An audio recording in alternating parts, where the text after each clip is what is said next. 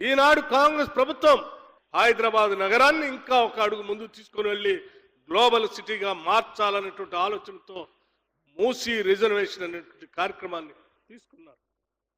ఈనాడు ప్రపంచంలో ఏ నగరానికి పోయినా బాగా అభివృద్ధి చెందినటువంటి దేశాల్లో ఆ నగరాలు మధ్యలో ప్రవహిస్తున్నటువంటి నదుల్ని శుభ్రం చేసుకొని దాని చుట్టూ పర్యాటక రంగాన్ని అభివృద్ధి చేసుకోవటమే కాకుండా ఆహ్లాదకరమైనటువంటి వాతావరణంతో పాటు ఆరోగ్యకరమైనటువంటి వాతావరణం కూడా ఏర్పాటు చేసుకొని ఆ నదుల్ని జీవనదుల్లాగా ఉంచి ముందుకు తీసుకొని పోతా ఉన్నారు.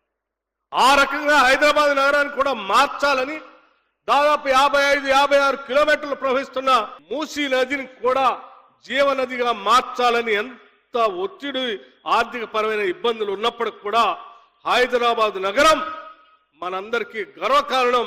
దీన్ని ప్రపంచ నగరంగా మారిస్తేనే మన యువతకి విద్య ఉపాధి అవకాశాలన్నీ పెరుగుతాయనేటువంటి ఆలోచనతో ఈ ప్రాంత అభివృద్ధి కోసం ఒక ప్రణాళికాబద్ధంగా ముందుకు పోతా ఉంటే, అభివృద్ధి జరిగితే, మూసీ రిజర్వేషన్ జరిగితే, గోదావరి నీళ్ళని తీసుకొచ్చి మూసీలో ప్రవహింపజేస్తే, అక్కడ పర్యాటక రంగం అభివృద్ధి చెందితే, అక్కడ ఉన్నటువంటి ప్రజలందరికీ ఆరోగ్యకరమైన జీవితం వస్తే కాంగ్రెస్ ప్రభుత్వానికి మనం ఏమి కదల్చలేము అనేటువంటి ఒక భయంతో ఏదో రకంగా దీనిపైన బురద జల్లి ప్రజలకు తప్పుడు సమాచారం ఇవ్వాలనేటువంటి ఆలోచనతో కుట్రపూరితంగా బీఆర్ఎస్ పార్టీ వారి సోషల్ మీడియాను ఉపయోగించి అక్కడ ఉన్నటువంటి పేదవాళ్ళందరినీ తొలగిస్తా ఉన్నారు. ఇది అన్యాయమని నానాయాగి చేస్తా ఉన్నారు.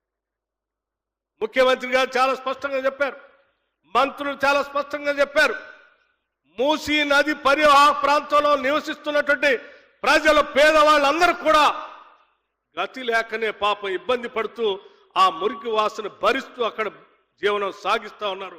వాళ్ళకు కూడా మనం మంచి జీవితం ఇవ్వాలి అనేటువంటి ఆలోచనతో అక్కడ అభివృద్ధి చేసి, అక్కడ పట్టాలు ఉన్నా పట్టాలు లేకపోయినా పేదవాళ్ళు పొరపాటున మూసీ నదిలో గుడిసెలేసుకొని బతుకుతుంటే కూడా వాళ్ళను కూడా లెక్కగట్టి అభివృద్ధి చేసిన మూసీ పరివాహక ప్రాంతంలోనే అందమైన టవర్లు కట్టి ఆరోగ్యకరమైన వాతావరణంలో వాళ్ళకి అక్కడే ఇల్లు ఇస్తామని చెప్పి పదే పదే చెప్పి వారి వ్యాపార వృద్ధి కోసం, పిల్లల చదువు కోసం, వాళ్ళ మహిళల అభివృద్ధి కోసం కావాలనంటే అవసరమైతే వడ్డీ లేని రుణాలు కూడా ఇచ్చి ఆ మహిళల అభివృద్ధి కోసం బాగు చేస్తామని చెప్పి ప్రభుత్వం పదే పదే చెప్తా ఉంటే వాళ్ళు కూడా బాగుపడకూడదు. ఆ పేదవాళ్ళు అట్లాగే ఉండాలి, వాళ్ళ ఇల్లు లేకుండానే ఉండాలి, ఆరోగ్యకరమైన జీవితం వాళ్ళకు వద్దు, మురికి కోపంలోనే ఉండాలి, వాళ్ళు అట్లుంటేనే బాగుంటుంది అనేటువంటి ఒక కుట్రపూరితమైన ఆలోచనతో BRS party, Bharatiya Janata party కావాలని బురద జల్లే కార్యక్రమం చేస్తూ ఉన్నారు. మిత్రులారా, ఆలోచన చేయండి.